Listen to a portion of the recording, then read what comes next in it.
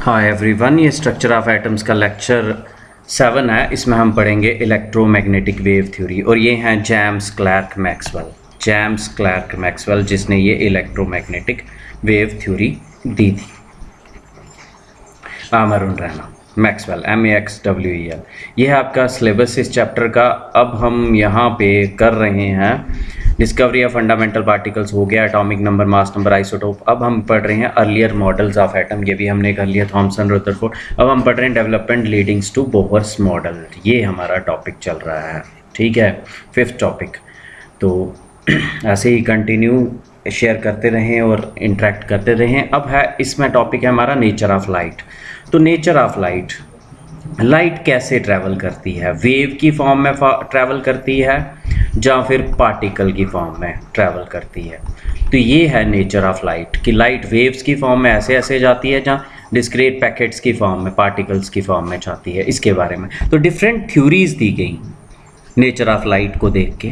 तो दो important theory है, एक है electromagnetic wave theory, electromagnetic wave theory जो बोलती है कि इसका कौन सा नेचर है, वेव नेचर है। एक है Planck's quantum theory, Planck's quantum theory जो कहती है कि इसका कौन सा नेचर है, पार्टिकल नेचर है। तो दोनों को मिला के आइंस्टाइन कहते हैं कि लाइट का जो है वो कौन सा नेचर है, ड्यूल नेचर। तो लाइट का कौन सा नेचर होता है, ड्यूल नेचर होता है लाइट का, ठीक है। तो डिफरेंट थ्योरीज आई, डिफरेंट टाइम पे आई। पहले इलेक्ट्रोमैग्नेटिक वेव थ्योरी आई जिसने कहा लाइट का वेव नेचर होता है, फिर प्लैंक्स क्वांटम थ्योरी आई जिसने कहा लाइट का पार्टिकल नेचर होता है। तो आइंस्टाइन ने इन दोनों को मिला के कहा कि इसका कौन सा नेचर होता है, लाइट का ड्यूल नेचर होता है। तो डिफरेंट थ्योरीज आती हैं, पहली है इलेक्ट्रोमैग्नेटिक वेव थ्योरी और सेकेंड वन है कौन सी थ्योरी, प्लैंक्स क्वांटम थ्योरी। तो ये दो थ्योरीज हमने पढ़नी है। आज के लेक्चर में हम पढ़ेंगे इलेक्ट्रोमैग्नेटिक वेव थ्योरी। तो different theories have been put forward to explain the nature of light. Two important of them are, कौन कौन सी हैं, electromagnetic wave theory and second one is Planck's quantum theory. तो सबसे पहले हम स्टार्ट करते हैं इलेक्ट्रोमैग्नेटिक वेव थ्योरी। ये किसने दी थी, ये दी थी जेम्स क्लर्क मैक्सवेल ने दी थी ये थ्योरी। और ये थ्योरी कहती है कि लाइट जो होती है, रेडिएशन बोल सकते हो, रेडिएशन हो गई, लाइट हो गई, ये ट्रैवल करती है continuously, in the form of किसके, वेव्स। किस फॉर्म में, वेव्स। और वो वेव्स थी इलेक्ट्रोमैग्नेटिक वेव्स। क्यों नाम दिया इलेक्ट्रोमैग्नेटिक वेव्स, क्योंकि ये जो वेव्स है ये हम बना देते हैं यहाँ वाली साइड, ये एक्स एक्सिस है, ये वाई एक्सिस है और ये जेड एक्सिस है। तो ये जो वेव है इलेक्ट्रोमैग्नेटिक वेव्स, ये एसोसिएट रहती है, इलेक्ट्रो मीन्स इलेक्ट्रिक फील्ड के साथ, ई वेक्टर से डिनोट करते, मैग्नेटिक फील्ड मतलब बी वेक्टर के साथ, इलेक्ट्रिक फील्ड और मैग्नेटिक फील्ड के साथ एसोसिएट रहती है। इस साइड अगर हम आगे की तरफ माने एक्स डायरेक्शन में क्या जा रही है, वेव जा रही है, इस साइड वेव जा रही है, तो इलेक्ट्रिक फील्ड क्या होगी, इसके परपेंडिकुलर वाई एक्सिस पे इलेक्ट्रिक फील्ड, ये इलेक्ट्रिक फील्ड आ गई। और इसके जेड एक्सिस पे, ये वाली साइड जेड एक्सिस पे क्या जा रही है, मैग्नेटिक फील्ड।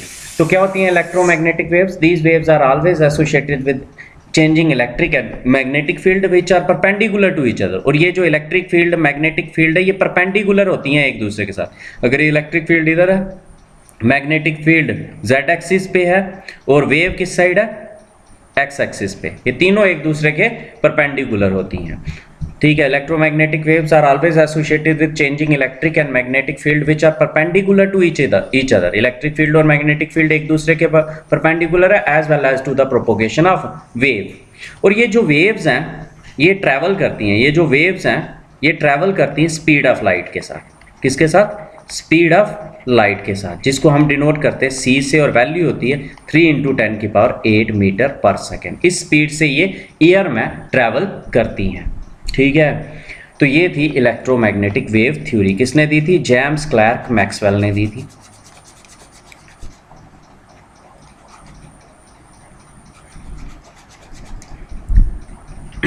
तो this theory was put forward by James Clerk Maxwell in 1864 and its main postulates are, तो कौन कौन से हैं? फर्स्ट है the energy is emitted continuously emit होती है by a source in the form of radiations called radiant energy. तो energy जो इसके accordingly energy is emit continuously by a source. Continuously का मतलब है कि ये वेव की फॉर्म में चलता है। तो the radiations consist of electric and magnetic fields which are perpendicular to each other as well as to the propagation of wave as shown below. तो ये आ गई, यहाँ वाली साइड आप देख सकते हो फिगर में कि आगे की तरफ जा रही है वेव, ठीक है, एक्स डायरेक्शन, ये एक्स डायरेक्शन दिखाई हुई है ये ब्लैक कलर में, यहाँ वाली साइड जा रही है इलेक्ट्रिक फील्ड, और ये पिंक कलर में दिखाया है मैग्नेटिक फील्ड, ये वाई जेड एक्सिस पे है। तो the radiations possess wave character and travel with the speed of light, velocity of light equal to 3 × 10⁸ metre per second in air, ठीक है। तो these waves are known as, these wave do not require any medium for propagation. अब देखो ये सन से भी जो है ना ये लाइट ही निकलती है, इलेक्ट्रोमैग्नेटिक वेव्स, ये वैक्यूम से भी ट्रैवल करके आती है। मतलब कहने का इन वेव्स को मीडियम नहीं चाहिए, कोई मीडियम नहीं भी होगा तब भी ये चल पड़ेंगी। These waves do not require any medium for propagation. Next such waves are known as electromagnetic waves.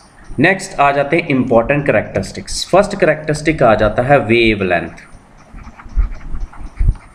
Wavelength नाम से ही पता चलता है ये होता है लेंथ ऑफ वन वेव। एक वेव की लेंथ को बोलते हैं वेव लेंथ और डिनोट करते हैं लैम्डा से। ऐसे भी बोलते हैं, ऐसे भी डिफाइन करते हैं, आपने पहले भी पढ़ा होगा। ये अगर वेव है, ये ऊपर क्रस्ट है, ये ट्रफ है, ये क्रस्ट है, ये ट्रफ है, तो जो दो कॉन्सिक्यूटिव क्रस्ट के बीच में डिस्टेंस होता है, जहाँ दो कॉन्सिक्यूटिव ट्रफ्स के बीच में जो डिस्टेंस होता है उसको कहते हैं वेव लेंथ। तो कैसे है वेव लेंथ? जहाँ इधर से इधर तक जो होगा ये होगी वेव लेंथ। सिंपल वर्ड्स में बोलें वेव लेंथ हुई wavelength of one wave, denote करते हैं लैम्डा से। जब दूसरे वेव में बोले the distance between two consecutive crest और two consecutive troughs is known as wavelength, denote lambda से करते हैं। और इसके यूनिट्स क्या हैं? यूनिट्स इसको मेजर करते हैं पिकोमीटर में। पिकोमीटर 1 पिकोमीटर कितना होता है? 10⁻⁻12 मीटर के बराबर। अंगस्ट्रॉम में ए के ऊपर नॉट 1 अंगस्ट्रॉम कितना होता है? 10⁻⁻10 मीटर के बराबर होता है। नैनोमीटर में 1 नैनोमीटर कितना होता है? nm 10⁻⁻9 metre. अब माइक्रोन में भी कर सकते हो, माइक्रोन में कभी दिया हो म्यू, तो ये होता है 10⁻⁻6 metre. Picometre 10⁻⁻12, angstrom 10⁻⁻10, nanometre -9, micron 10⁻⁻6। ये थी वेवलेंथ। क्या होती है wavelength? Length of one wave, the distance between two consecutive crest or two consecutive troughs.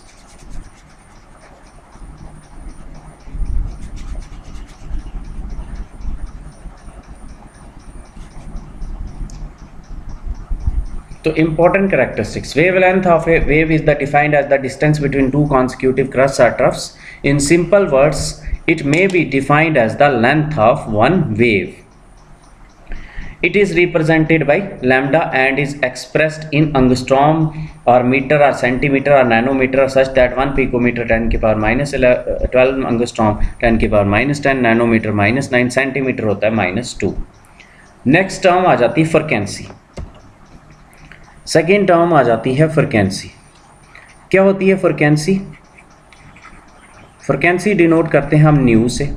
ये होती है number of waves completed in 1 second. Number of waves upon time, मतलब number of waves completed in 1 second. Number of waves completed in 1 second. Unit के इसके frequency किसके बराबर? 1/2 T के बराबर होती है। इसके यूनिट है हर्ट्स, HZ शॉर्टकट लिखते हैं, और नीचे है टाइम तो सेकेंड इनवर्स लिखते हैं, सेकेंड इनवर्स। तो यह फ्रीक्वेंसी। फ्रीक्वेंसी क्या है? Number of waves completed in 1 second.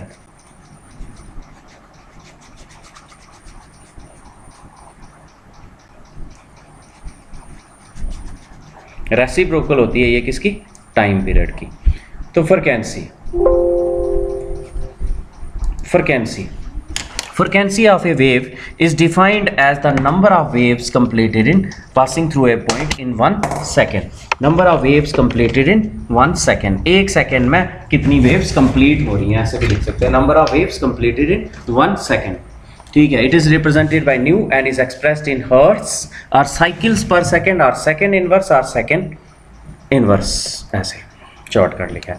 Next है वेलोसिटी क्या होती है, वेव जो होती है वो एक ही डिस्टेंस, आप ऐसे कहते हो डिस्प्लेसमेंट पर यूनिट टाइम, यहाँ पे डिस्टेंस ट्रेवल्ड भी लिख सकते हो क्योंकि एक ही डायरेक्शन में वेव जाती है। Velocity of a wave is the distance travelled by wave in 1 second, displacement per unit time, कितना डिस्टेंस ट्रेवल कर रही है एक वेव इन 1 सेकेंड। ठीक है, लीनियर डिस्टेंस कितना ट्रेवल करती है, इसको डिनोट करते हैं सी से, और इसका formula C equal to nu lambda. C हो गई स्पीड ऑफ लाइट, न्यू हो गया फ्रीक्वेंसी, और लैम्डा हो गया वेवलेंथ। इन एयर में सी की वैल्यू कितनी होती है, 3 × 10⁸ मीटर पर सेकेंड। ये एयर में, फ्री स्पेस में, जहाँ वैक्यूम में इसकी वैल्यू है।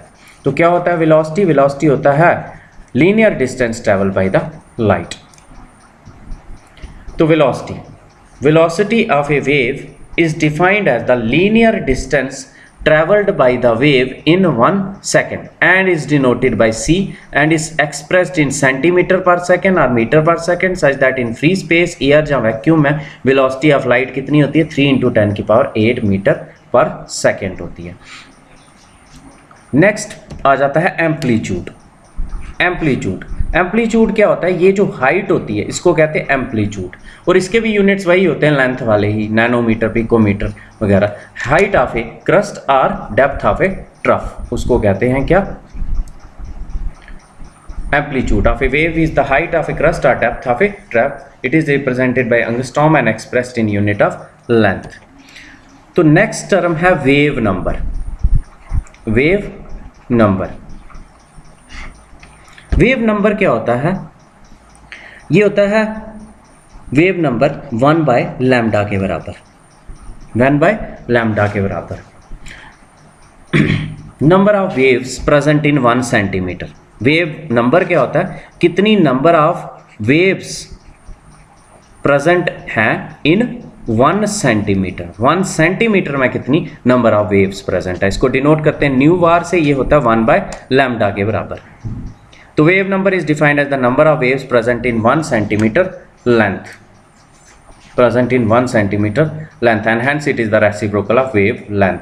तो ये आ जाता है, it is represented by nu bar, nu के ऊपर क्या डालना है, nu bar, that therefore nu bar equal to 1/λ। इसके यूनिट क्या बनेंगे, इसके यूनिट सेंटीमीटर इनवर्स आ गए, मीटर इनवर्स आ गए, क्योंकि 1/λ है, unit is centimetre inverse. Next time period क्या होता है, time taken to complete one wave.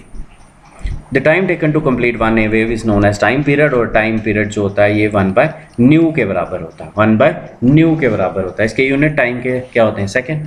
It is denoted by T, unit is second, और वी किसके बराबर होता है, new frequency equal to 1/t के बराबर होता है। तो एक रिलेशन, आपने इस पूरे में 2 रिलेशन पढ़ लिए, एक पढ़ा आपने 3 frequency nu bar, wave number equal to 1/λ, second पढ़ा c equal to nu lambda, और थर्ड पढ़ा आपने न्यू इक्वल टू 1/t। ये 3 रिलेशन आपको याद करने हैं। नेक्स्ट है इलेक्ट्रोमैग्नेटिक स्पेक्ट्रम। इलेक्ट्रोमैग्नेटिक स्पेक्ट्रम क्या है, ये जो पूरी रेज हैं, कौन सी रेज, कॉस्मिक रेज, फिर गामा रेज, फिर एक्स रेज, फिर यूवी रेज, फिर ये विजिबल का विवग्योर, विजिबल लाइट, फिर इंफ्रारेड रेज, फिर माइक्रोवेव्स, फिर ये रेडियो वेव्स, इसको कहते हैं क्या, इलेक्ट्रोमैग्नेटिक स्पेक्ट्रम। ये डिफरेंट वेव्स हैं, cosmic rays, gamma raise, in the increasing order of wavelength. Wavelength क्या कर रही है, इंक्रीज कर रही है। आपने अभी पढ़ा c equal to nu lambda होता है, तो इसका मतलब न्यू इक्वल टू किसके बराबर होता है, c/λ। c तो कांस्टेंट है, इंप्लाइज न्यू जो है वो रेसिप्रोकल है वेवलेंथ के। अगर वेवलेंथ इंक्रीज हो रही है तो फ्रिक्वेंसी क्या होगी, डिक्रीज होगी। इसको कहते हैं electromagnetic spectrum. Arrangement of different electromagnetic waves in the increasing order of wavelength और डिक्रीजिंग ऑर्डर ऑफ फ्रीक्वेंसी। ठीक है, C equal to nu lambda है, nu equal to C upon lambda आ गया, मतलब nu is inversely proportional to lambda. अगर lambda increase हो रहा है तो वेवलेंथ क्या होगी, वेवलेंथ इंक्रीज हो रही है तो फ्रिक्वेंसी क्या होगी, डिक्रीज। अगर आपको यहाँ पे कलर में पूछा जाए, यहाँ से वायलेट से रेड की तरफ जाना हो तो वेवलेंथ क्या हो रही है, इंक्रीज, और फ्रिक्वेंसी क्या हो रही है, डिक्रीज। ठीक है, क्लियर। तो यही है, the arrangement of different electromagnetic waves in the increasing order of their wavelength और decreasing order of their frequencies is known as electromagnetic spectrum. ये बना हुआ है। और ये आ गया cosmic rays, gamma rays, X rays, UV rays, ये विजिबल का आ गया, violet, indigo, infrared, microwaves, radio waves. यहाँ से यहाँ की तरफ जाना हो वेवलेंथ क्या हो रही है, इंक्रीज, राइट से लेफ्ट जाना हो फ्रिक्वेंसी क्या हो रही है, इंक्रीज। मतलब आगे की तरफ जाना हो लेफ्ट से राइट तो वेवलेंथ इंक्रीज हो रही है और फ्रिक्वेंसी डिक्रीज हो रही है। ठीक है, अब आपने एवरेज ऐसे याद रखना है कि वेवलेंथ जो है 38 से लेके 790 नैनोमीटर तक होती है विजिबल लाइट की। और फ्रिक्वेंसी की बात करें तो फ्रिक्वेंसी की होती है 4 × 10 की पावर 14 से लेके 8 × 10 की पावर 14 हर्ट्ज तक होती है फ्रिक्वेंसी किसकी, विजिबल लाइट की। Average, A simplified representation of electromagnetic spectrum is this one. Next, limitation electromagnetic wave theory की क्या है, इसने कहा था ये ट्रैवल करती है ट्रैवल करती है लाइट कंटिन्यूसली, मतलब वेव नेचर को एक्सप्लेन किया था। तो इसने आपको पता लाइट रिफ्लेक्शन शो करती है, वो भी एक्सप्लेन किया, रिफ्रैक्शन शो करती है, वो भी एक्सप्लेन किया, इंटरफेरेंस शो करती है, वो भी एक्सप्लेन किया, डाइफ्रैक्शन शो करती है, वो भी एक्सप्लेन किया। लेकिन इस थ्योरी ने फेल हो गई ये एक्सप्लेन करना, किसको, ब्लैक बॉडी रेडिएशन को।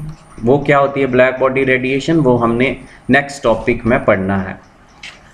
हीट कैपेसिटी ऑफ सॉलिड्स, इसको भी एक्सप्लेन नहीं कर पाई ये थ्योरी। और नेक्स्ट किसको एक्सप्लेन नहीं कर पाई, फोटो इलेक्ट्रिक इफेक्ट को ये थ्योरी एक्सप्लेन नहीं कर पाई। ठीक है,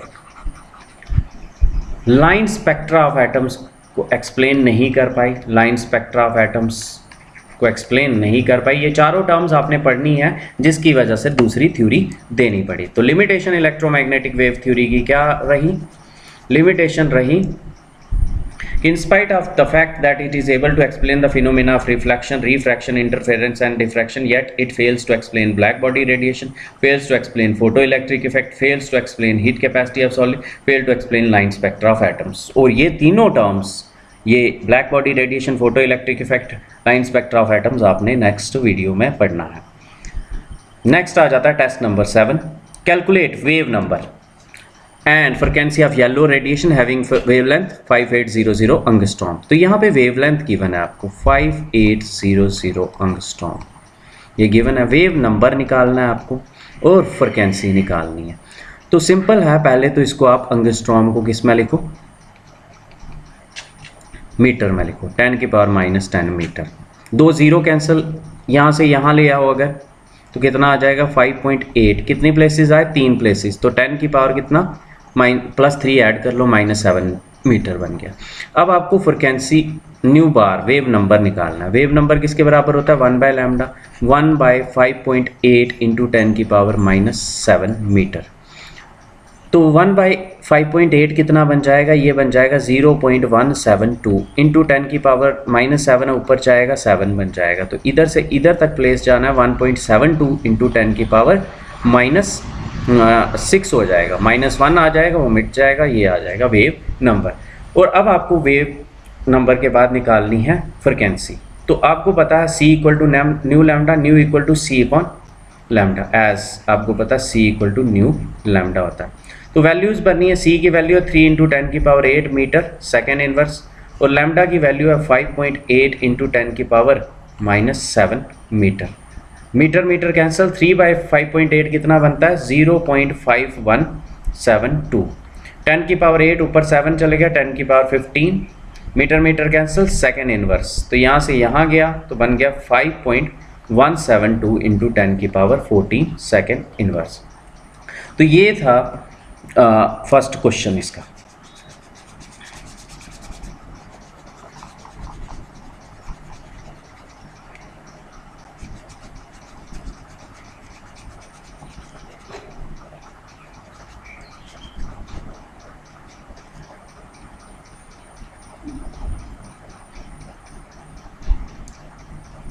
सेकेंड क्वेश्चन है, the Vividh Bharati station of All India Radio broadcast at frequency दी है 1368 किलो हर्ट्स।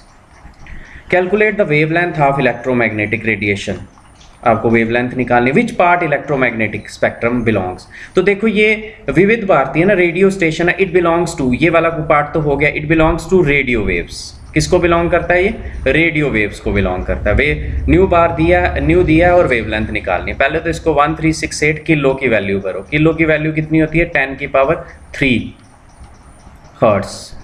ठीक है, अब इधर से इधर कितने प्लेसेस जा रहे हैं? 1.368 इंटू 10 की पावर 3 था और 3 और प्लस हो गए 10 की power 6 hertz.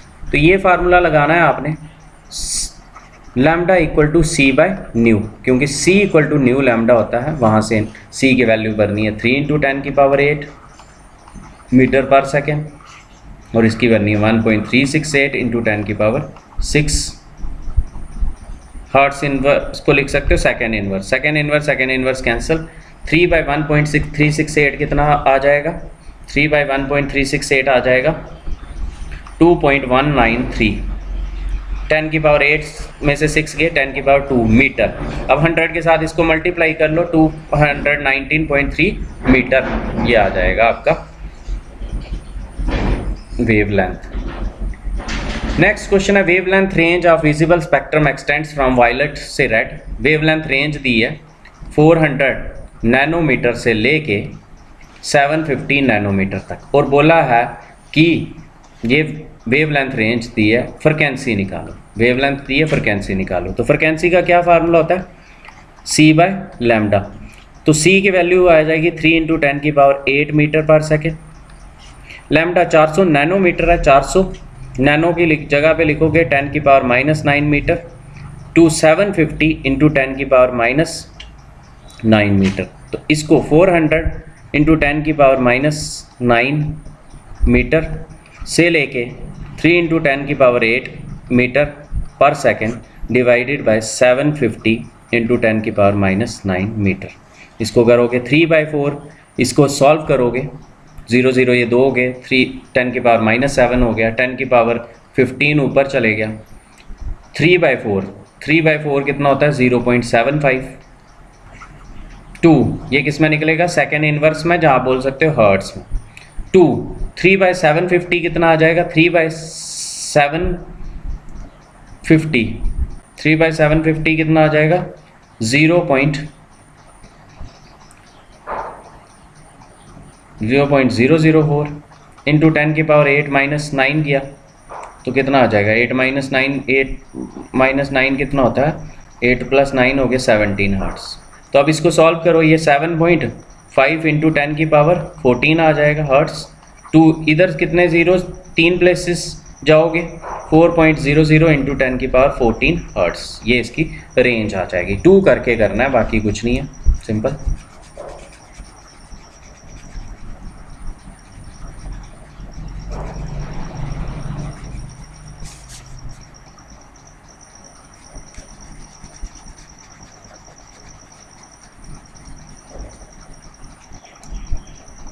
Calculate the total number of electrons present in 1 mole of methane.